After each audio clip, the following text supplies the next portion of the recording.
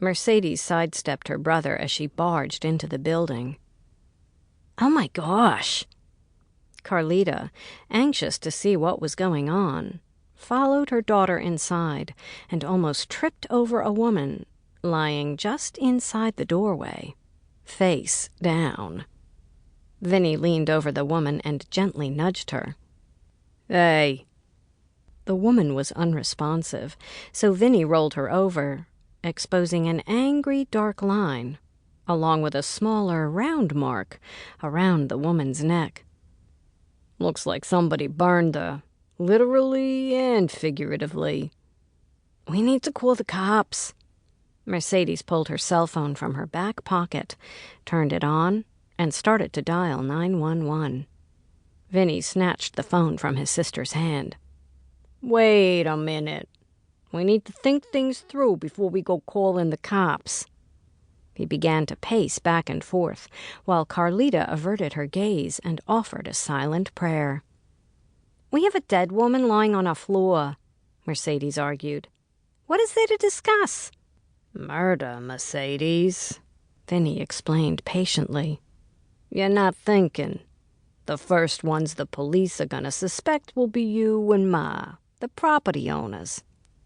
Carlita quickly glanced at the body and then focused her attention on Vinny again. "It appears she's been gone for some time now," although she couldn't be certain. It wasn't every day she saw a dead body. "Which means we weren't around when it happened," Mercedes said. Vinny ignored his sister's comment as he began casing the joint, searching for clues. "Somebody dropped the body, but how did they get in here? You said the doors were locked and the construction guy and his crew haven't touched the place." He walked over to the nearest window and tugged on the sash. "Locked."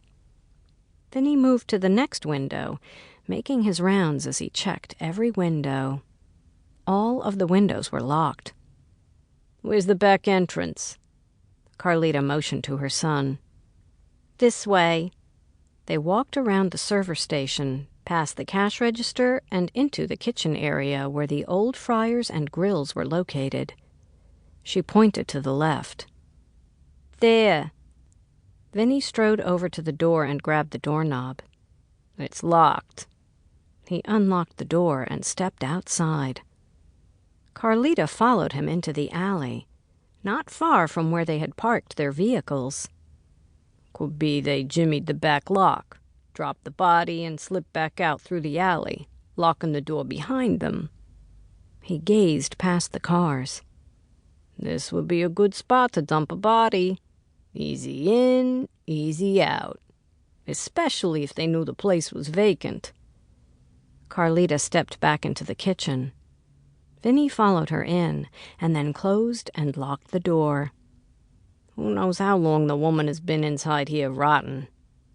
Carlita's stomach churned at the thought. She pushed the unpleasant visual of the woman's body from her mind and focused on the facts. "Woodham said the front door was ajar." Vinny didn't have time to answer as Mercedes burst into the room.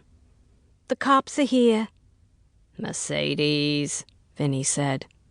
"I swear, I didn't call them." Carlita followed her son and daughter into the front of the restaurant, where 2 uniformed police officers knelt over the body. Autumn stood off to the side, a hand covering her eyes. At the sound of their footsteps, one of the officers looked up. "Are you the one who called 911? Carlita stepped forward.